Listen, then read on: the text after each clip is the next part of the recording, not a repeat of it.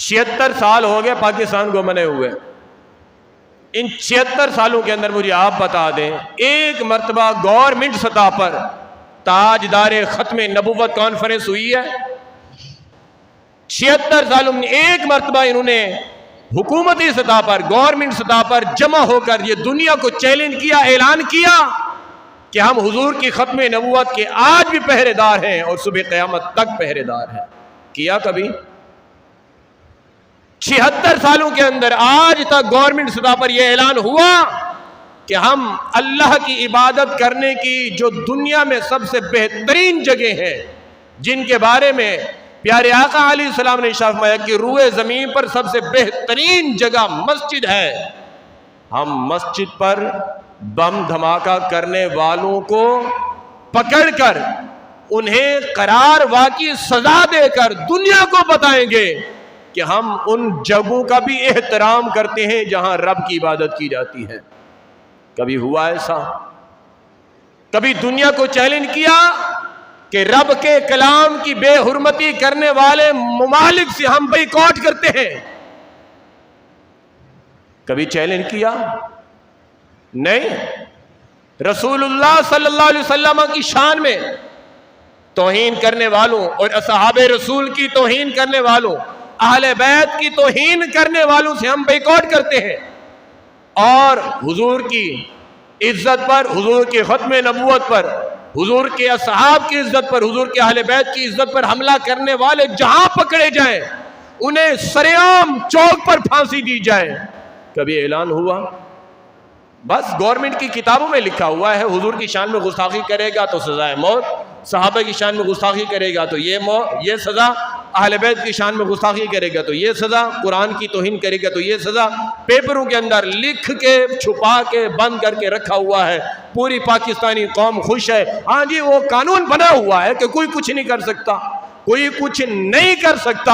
تو حضور کی اتنی بار توہین ہو چکی ہے. اس رمضان سے لے کر ابھی تک 6 بندے، جن میں سے 4 نے اعلان کیا ہے کہ میں نبی ہوں اور 2 نے اعلان کیا ہے میں امام مہدی ہوں، العیاذ باللہ تعالی. آپ کسی پاکستان کے اندر جن میں 2 عورتیں ہیں، عورتیں کہہ رہی ہیں کہ ہم نبی ہیں. 1.25 لاکھ نبیوں میں کوئی عورت نبی نہیں بن کے آئی، اب عورت آ گئی میں نبی ہوں، العیاذ باللہ تعالی. کوئی ایکشن ہوا؟ کوئی سزا ہوئی؟ نہیں. ہاں ایک ہوا ہے، جنہوں نے یہ دعوے کیے، جنہوں نے یہ جھوٹے دعوے کیے، حضور کی ختم نبوت پر حملہ کیا، حضور کی ختم نبوت کے منکر ہوئے اور پاکستان کا آئین 295C کے خلاف ورزی کی.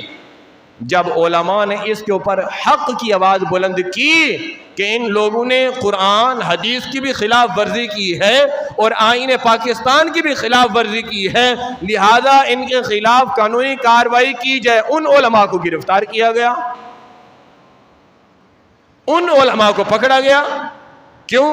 انہوں نے آئین پاکستان کی بات کی. اس لیے اگر آپ کو حقیقت بتا رہا ہوں، جو ریئل میں آئین پاکستان ہے اس کے اوپر عمل کیا جائے نا. آئین پاکستان جو بنا ہوا، جو کتابوں کے اندر انہوں نے لکھ کے چھپا کے رکھا ہوا ہے نیچے دبا کے، وہ نیچے رکھا ہوا ہے، اس کے اوپر امریکہ کی کتاب کھلی رکھی ہے، یوں بڑا پیپر رکھا ہوا ہے، ادھر سے تازہ لائن لکھی جاتی ہے، ادھر سے پڑھ کے عمل کیا جاتا ہے. اگر یہی لائن قرآن کی لکھ کر اس پر عمل کیا جاتا، خدا کی قسم آج ہمارے ملک کا یہ حال نہ ہوتا.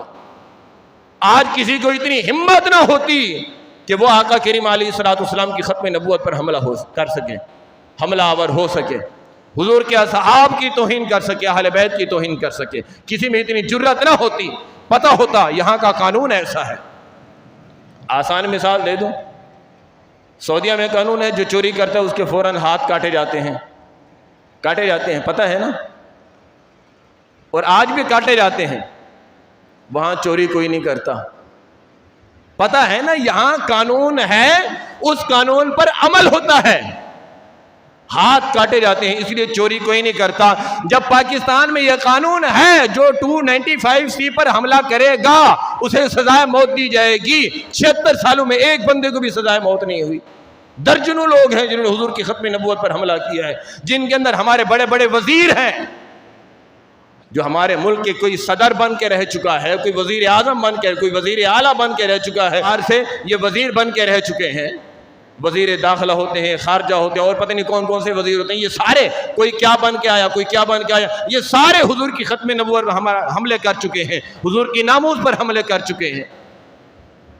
لیکن اگر ہم جس نبی کا کلمہ پڑھتے ہیں، میں اصل بات اب آپ کے سامنے رکھیں، یہ ساری بات کرنے کا میرا مقصد یہ تھا کہ ہم جس نبی کا کلمہ پڑھتے ہیں، اس نبی کی ختم نبوت پر حملہ ہوا، ہمیں احساس نہیں ہوا، ہمارا ضمیر نہیں جاگا، ہم نے گریبان میں جھانک کے نہیں دیکھا، ہم ٹس سے مس نہیں ہوئے، قرآن مجید کو سرعام جلایا گیا اور ہم نظر انداز کر کے بیٹھ گئے، اگنور کر کے بیٹھ گئے، مساجد کی بے حرمتی کی گئی، جوتے پہن کر مسجد میں پولیس والے گھس کر علماء کی توہین کرتے ہوئے علماء کو گریبان سے پکڑ کر مسجد سے گھسیٹ کر لے گئے، ممبر سے اتار کے گھسیٹ کر لے کے گئے، اور دیگر اسلامی کتب کو زمین پر اٹھا کے پھینکا گیا، ہم پھر بھی خاموش رہے۔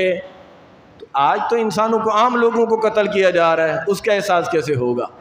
جب ہم اپنے نبی کے لیے غیرت مند نہ بن سکے تو عام انسان کے لیے کیسے غیرت مند بنیں گے ہم؟ یہی وہ وجہ ہے کہ آج فلسطین میں بچوں کو ذبح کیا جا رہا ہے، ان کے جسم کے چیتھڑے کیے جا رہے ہیں، اور ہمیں احساس تک نہیں ہو رہا، کیونکہ ہم تو اپنے نبی کے بھی وفادار نہیں ہیں۔ تو کل قیامت کے دن کس منہ سے حضور کی بارگاہ میں جائیں گے؟ کل حضور کی بارگاہ میں کس منہ سے جائیں گے اور حضور کی بارگاہ میں کس منہ سے عرض کریں گے اسألک شفاعت یا رسول اللہ صلی اللہ علیہ وسلم، یا رسول اللہ میں بھی آپ سے آپ کی شفاعت کا منتظر اور آپ سے سوال کرتا ہوں، آپ میری شفاعت فرمائیں۔ کس منہ سے کہیں؟ کس منہ سے کہیں گے؟ یقولون انت رسول اللہ صلی اللہ علیہ وآلہ وسلم وخاتم الانبیاء، یا رسول اللہ آج بس آپ آخری ہی ہیں جس سے ہم امید لگا کر آئے ہیں، اور آپ اللہ کے آخری نبی ہیں۔ اگر اس دن حضور نے پوچھ لیا اگر میں اللہ کا آخری نبی ہوں تو جس وقت جھوٹوں نے دعوے کیے تھے اس وقت کہاں تھا؟ ہے جواب؟ کس منہ سے جائیں گے؟ میرے اور آپ کے پاس نمازیں ہیں، کتنی پڑھتے ہیں؟ میرے اور آپ کے پاس تلاوت قرآن ہے، کتنی کرتے ہیں؟ میرے اور آپ کے پاس روزے ہیں، کتنے رکھتے ہیں؟ میرے اور آپ کے پاس صدقہ خیرات ہے، کتنی دیتے ہیں؟ میرے اور آپ کے پاس تسبیح و تحلیل ہے، ذکر و اذکار ہے، ورد و وظائف ہے، راتوں کو جاگ کر سجدے کرتے ہیں، کیا کرتے ہیں ہم؟ جو عبادت کرنے والے تھے نا، ان کی عبادت کیسے گزرتی تھی؟ ان کی عبادت کا عالم کیا ہوتا تھا؟ ان کی عبادت کی کیفیت کیا ہوتی تھی؟ محبوب سبحانی شیخ عبد القادر جیلانی، پیران پیر دستگیر روشن ضمیر سیدنا شیخ عبد القادر جیلانی رضی اللہ تعالیٰ عنہ عشاء کی نماز کا وضو کرتے ہیں، عشاء کی نماز ادا کرتے ہیں، اسی وضو سے نماز فجر ادا کرتے ہیں، اور یہ جو دورانیہ ہے یہ 40 سال کا ہے۔ کتنے عرصے کا ہے؟ 40 سال۔ اور سیدی غوث الورا محبوب سبحانی شیخ عبد القادر جیلانی رضی اللہ تعالیٰ عنہ فرماتے ہیں، اللہ کی بارگاہ میں یوں عرض کرتے ہیں، میرے مالک میں تیرا گناہ گار بندہ ہوں، مجھ پر رحمت کی نظر کرنا، قیامت کے دن مجھے بغیر حساب کے بخش دینا، قیامت کے دن مجھے بغیر حساب کے بخش دینا۔ اللہ کی بارگاہ میں گریہ ازاری کرتے ہیں۔ ایک بزرگ رحمۃ اللہ علیہ فرماتے ہیں کہ میں حج کرنے کے لیے گیا اور میں نے دیکھا کہ ایک شخص ہے اور وہ پتھریلی زمین پر سر سجدے میں رکھ کے رو رہا ہے، گڑ گڑا رہا ہے، بار بار عرض کر رہا ہے، میرے مالک میرے جرم دنیا کے سامنے ظاہر نہ کرنا، میں بڑا گناہ گار ہوں، میرے مالک مجھے دنیا کے سامنے رسوا نہ کرنا، میں بڑا گناہ گار ہوں، میرے مالک مجھے دنیا میں لوگوں کے سامنے ذلیل نہ کرنا، میرے مالک مجھے قیامت کے دن لوگوں کے سامنے ذلیل نہ کرنا، مجھے قیامت کے دن رسوا نہ کرنا، مجھے قیامت کے دن شرمندہ نہ کرنا، میرے مالک میں بڑا گناہ گار ہوں، میرے سارے گناہوں کو تو جانتا ہے، تیرے سوا کسی اور کو پتہ نہ چلے، میرے مالک قیامت کے دن میرا حساب میرے نبی کے سامنے نہ لینا، میں نبی کی بارگاہ میں شرمندہ ہو جاؤں گا، میرے مالک قیامت کے دن میرے نبی کے سامنے مجھے شرمندہ نہ کرنا، میرے نبی کے سامنے مجھے رسوا نہ کرنا۔ وہ فرماتے ہیں جب میں قریب ہو کر گیا دیکھا نیچے پتھر ہیں، پتھریلی زمین پر سر سجدے میں ہیں اور اتنا رو رہے ہیں، جگہ گیلی ہو چکی ہے، اتنے آنسو بہائے ہیں۔ جب میں نے قریب جا کر دیکھا وہ شیخ عبد القادر جیلانی محبوب سبحانی رضی اللہ تعالیٰ عنہ۔ یہ کنڈیشن، یہ کیفیت تھی اللہ والوں کی۔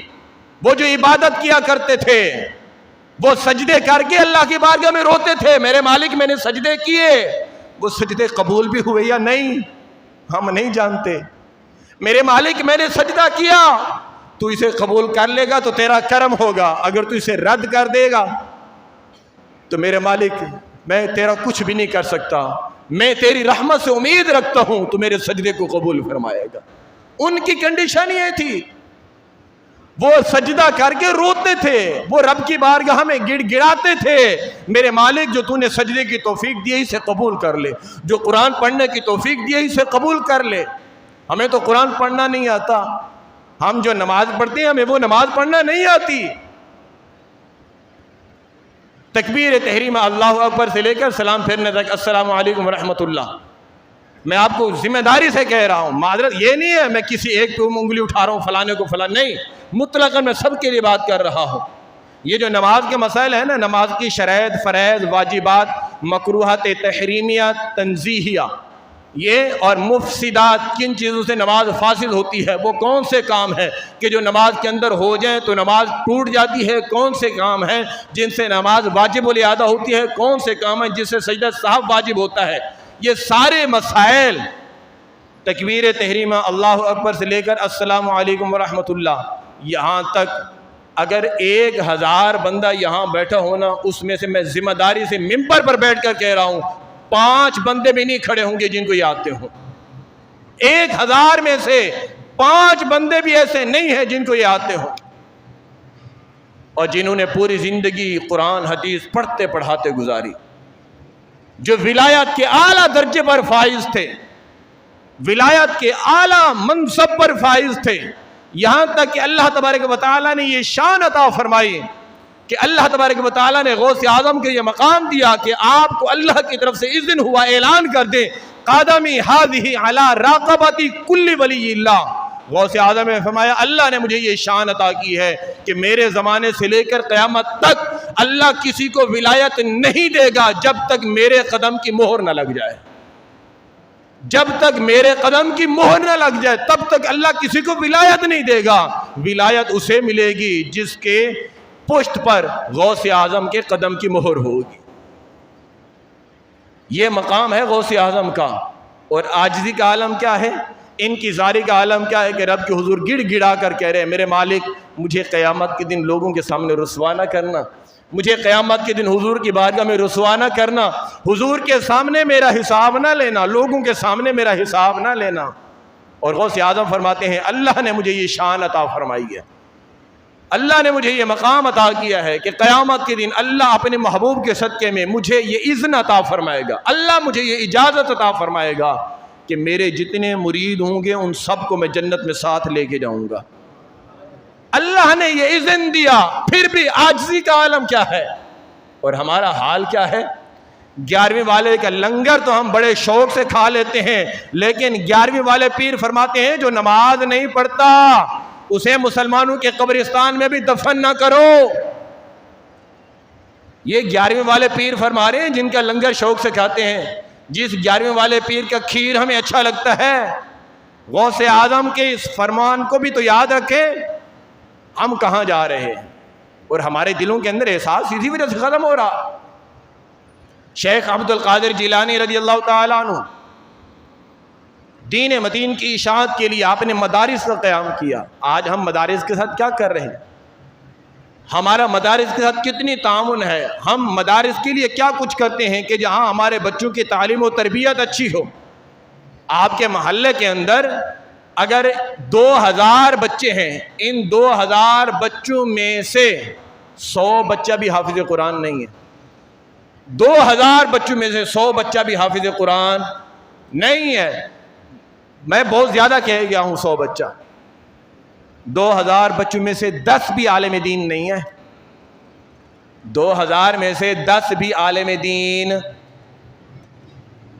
غلط کہہ رہا ہوں بولیے۔ اپنے خاندان کو تو سب جانتے ہیں نا، ہر بندہ اپنے خاندان میں غور کرے، میرے خاندان کے کتنے افراد ہیں ان میں سے قرآن پڑھنے والے کتنے ہیں، میرے خاندان کے کتنے افراد ہیں ان میں سے عالم دین کتنے ہیں، میرے خاندان کے کتنے افراد ہیں ان میں سے دین پر چلنے والے کتنے ہیں۔ لیکن دنیا کا کاروبار سب کو سکھایا ہے ہم نے، 4 بیٹے ہیں، چاروں کو بتایا ہے دنیا سے پیسہ کمانا کیسے ہے، تجارت کرنی کیسے ہے، نوکری کرنی کیسے ہے، سارے کام سارے ڈھنگ سارے رنگ سکھا دیے، اگر نہیں سکھایا تو اللہ کا دین نہیں سکھایا، نہیں سکھایا تو رسول اللہ کی شریعت نہیں سکھائی۔ اور پھر ہم کہیں کہ ہم کہاں پھنس گئے؟ ہم دنیا داری میں پھنس گئے ہیں۔ یہی وہ وجہ ہے کہ جس کی وجہ سے ہمیں کسی چیز کا احساس نہیں ہو رہا۔ اللہ کریم ہم سب کو سمجھنے کی توفیق عطا فرمائے، اللہ ہم سب کو ہدایت عطا فرمائے اور ہدایت پر ثابت قدمی عطا فرمائے۔ اللہ کی بارگاہ میں دعا ہے کہ اللہ کریم فلسطین کے مسلمانوں کی غیب سے مدد فرمائے، آمین بجاہ خاتم النبیین صلی اللہ علیہ وسلم۔